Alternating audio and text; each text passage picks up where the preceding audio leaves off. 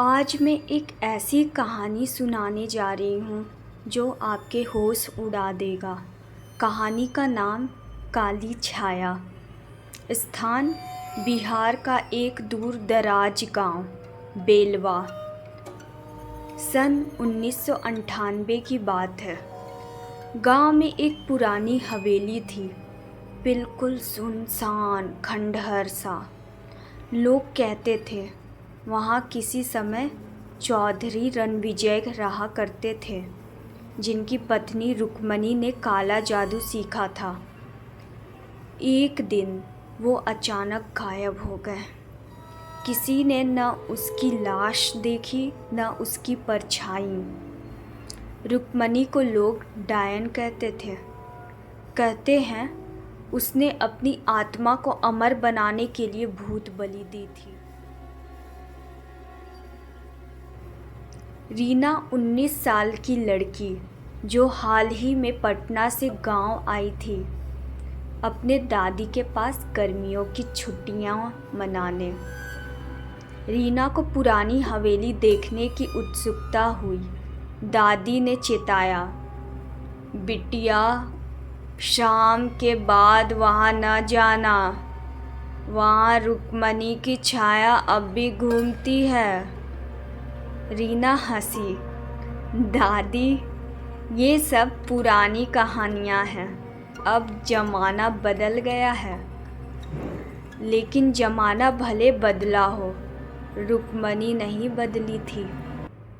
एक रात का किस्सा है।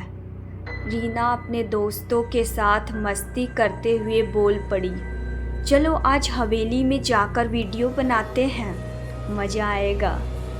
3 लड़के और 2 लड़कियां मोबाइल और टॉर्च लेकर हवेली पहुंच गए। हवेली के अंदर हवा भी सांस लेते हुए डरती थी। दीवारों पर नीले नीले निशान थे, जैसे किसी ने झाड़ फूंक से तंत्र रचा हो। एक कमरा दिखा, बिल्कुल बंद। दरवाजे पर ताले में लाल धागा और नींबू मिर्ची टंगी थी। यही तो असली कमरा है, रीना बोली। उसने धागा हटाया, ताला तोड़ा, दरवाज़ा खुद ब खुद चर्र से खुल गया। कमरे के अंदर एक पुराना आईना था। उस पर धूल की परतें जमी थी। जैसे ही रीना ने उस पर हाथ फेरा, आईने में उसका चेहरा नहीं था, बल्कि किसी और का था। काली आंखें, जलते हुए नाखून और सफ़ेद झुर्रीदार चेहरा। रीना आईने से आवाज़ आई, तू आई है मेरी जगह लेने?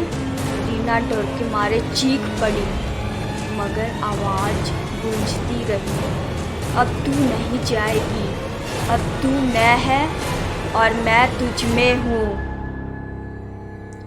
गांव में खबर फैली, रीना पगला गई है, अजीब भाषा बोलती है, रात को जलते दिए से बातें करती है। दादी ने झाड़ फूंक वाले ओझा को बुलाया। ओझा ने रीना को देखा और कांप गया। ये लड़की अब रीना नहीं है, इसमें रुक्मणी की आत्मा है। जब ओझा ने मंत्र पढ़ने शुरू किए, रीना की आंखें लाल हो गई, ज़मीन से धुआं निकलने लगा और आवाज़ आई, तुम सब ने मुझे जलाया था, अब हर बेटी को जलाऊंगी। मेरी तंत्र अधूरी थी, अब रीना के जरिए पूरी करूंगी। ओझा ने आखिरी मंत्र पढ़ा और फिर रीना बेहोश हो गई। अब क्या हुआ रीना को? कुछ कहते हैं उसकी आत्मा बच गई, कुछ कहते हैं रुक्मणी आज भी जिंदा है, बस शरीर बदल लिया है।